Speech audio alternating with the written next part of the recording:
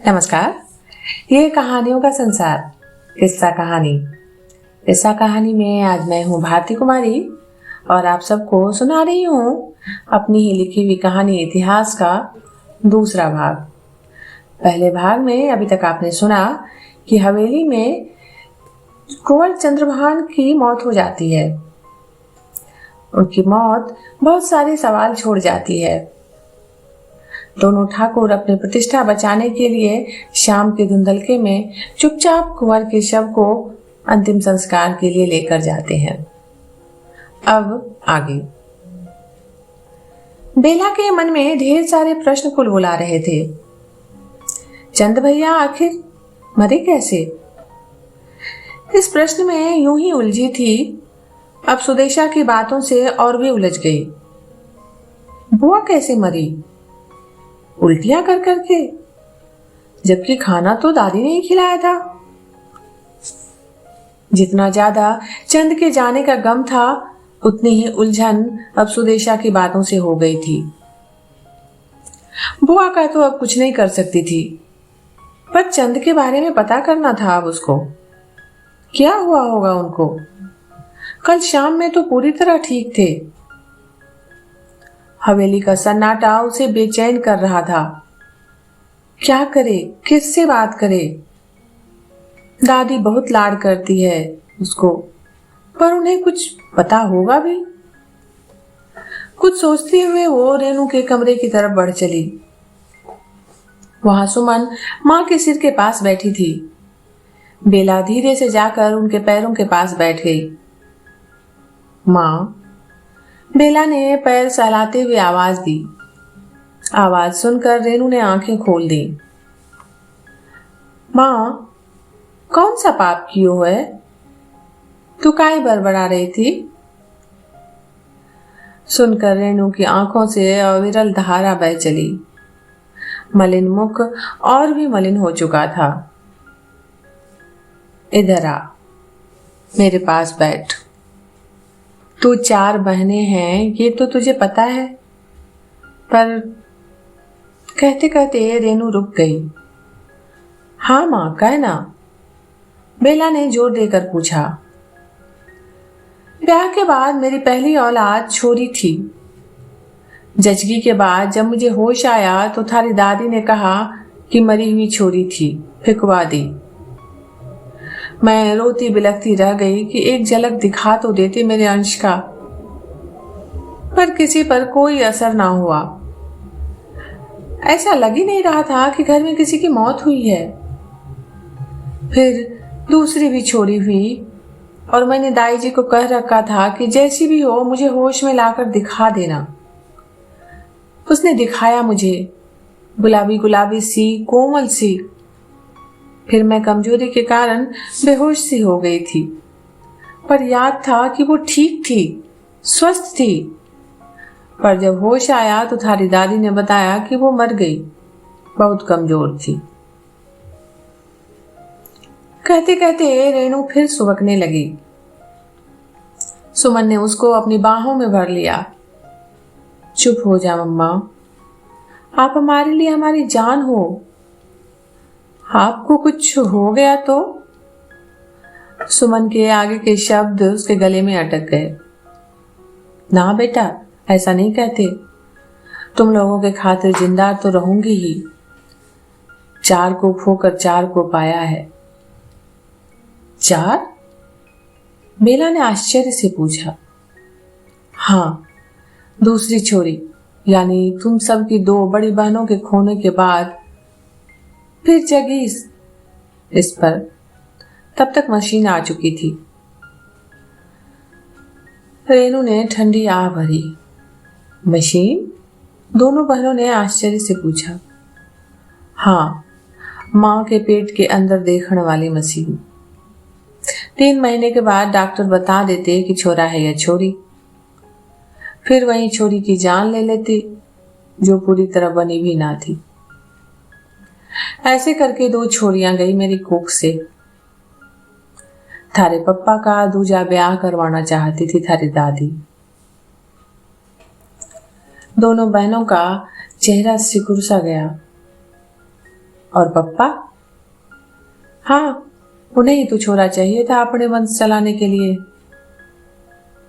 ब्याह वास्ते छोरी देख ली गई और मुझे तैयारी करने को कह दिया। मैं थारे पप्पा के ब्याह की तैयारी में लग गई। तू सोच सके है छोरी, मेरे मन पे का बीत रही होगी। एक पत्नी अपने पति के दूसरे ब्याह की तैयारी कैसे करवेगी। सुमन और बेला अब भी रेणु से चिपकी पड़ी बैठी थी। रेणु कभी बुद्ध सी हो जाती तो कभी सिसकते हुए ढांढे मारकर रोने लगती। सुमन अनन्यमस्क भाव से अम्मा को सहारा दिए बैठी थी, पर बेला के मन में कुलबुलाहट थी। हवेली का सन्नाटा उसे डरा रहा था, साथ ही अनगिनत प्रश्न भी उठ रहे थे। बाहर पूरी तरह से अंधेरा घिर चुका है और हवाओं के साथ बूंदाबूंदी भी शुरू हो गई। फिर पापा का ब्याह हुआ अम्मा? बेला ने ऐसा प्रश्न पूछा जिसमें ढेर सारे प्रश्न छुपे थे। रेणु की बोझिल नजरों ने एक बार बेला और सुमन को देखा, फिर कहने लगी, ना बेटा, मेरी अच्छी किस्मत या बुरी ये तो ना जानू, क्योंकि थारे पापा ब्याह करे या ना करे, पर यह जानकर कि छोरा वास्ते दूजा ब्याह रचाना चाहवे है, मेरे मन से तो उतर ही गए थे। फिर भी ब्याह की तैयारियां शुरू हो गई थी तो थारी दादी और पप्पा पंडित जी से आशीर्वाद लेने गए। उस पंडित जी को बहुत मान देवे हैं सब। हमारे घर में सब उनका कहना भी मानते हैं। पंडित जी पप्पा की दूजी ब्याह की बात से भड़क गए। कहा कि दूजे ब्याह से भी छोरा ना होगा थारे घर में, होना होगा तो बड़ी से ही होगा।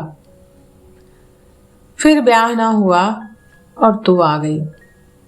रेणु ने सुमन की तरफ देखते हुए कहा, थारे जन्म लेते ही घर में मातम सा हो गया। दादी और पप्पा ने कई दिनों तक तुम्हारा चेहरा ना देखा। समय सारे घाव भर देवे है, ना भी भरे तो तकलीफ कम कर उसे झेलने की ताकत तो दे ही देवे है। फिर तो आई। इस बार रेणु ने बेला को देखा। फिर से थारे पप्पा और दादी का वही हाल। तब तक सुदेशा ने ना सिर्फ सुगंधा को जना था, पर थारे जन्म के कुछ दिन बाद ही सुनैना भी आ गई। रेणु के बोलने की ताकत खत्म सी होने लगी थी। उसने गहरा निश्वास छोड़ा। अब हवेली में 6 छोरियां हो चुकी थी। गांव में कानाफूसी शुरू हो गई कि हवेली को वारिस ना मिलेगा, पर पंडित जी का आदेश था कि दूजा ब्याह ना हो। तो ब्याह भी ना कर सके थे दोनों भाई। हम दोनों जेठानी देवरानी बच्चा जनन वास्ते तैयार थी। कोई उपाय न था लाडो, कोई उपाय न था। रेणु थकी थकी सी सुना रही थी सब। दोनों बहनें चुपचाप सुन रही थी। रेणु के चुप होते ही फिर वही सन्नाटा और बाहर से झिंगुर की आवाजें। अचानक रेणु सिसकने लगी जोर जोर से, प्रेम न करियो कभी लाडो, कभी ना करियो। अम्मा अम्मा क्या हो गया अम्मा, हम यही हैं अम्मा। दोनों बहनें रेणु को झंझोर रही थी। रेणु थोड़ी शांत हुई तो बेला ने पूछा, अम्मा हमेशा प्रेम ना करने की बात काय करती है तू? कुछ हुआ है के बुआ के अलावा भी? रेणु चुप थी, पर चेहरा शांत, मानो आज बेटियां उसकी सखियां हो गई हैं।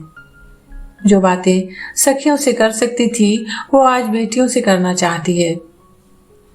अचानक से बेटियां बड़ी हो गई लगती हैं। चंद के जाने का गम तो था ही, साथ ही घाव से थोड़ा मवाद निकल जाने जैसा आराम भी महसूस कर रही थी। मैं बोलूं हूं ना बेटा, प्रेम ना करियो, तो डर है ये मारे भीतर का। तुम सबको पता ना है, तुम्हारे काका ने तुझा ब्याह कर लिया था छोरे के वास्ते। बेला चौंक गई ये सुनकर। कहानी का ये भाग इतना ही। जल्दी मिलते हैं कहानी के अगले भाग के साथ। तब तक आप सब जुड़े रहिए किस्सा कहानी से।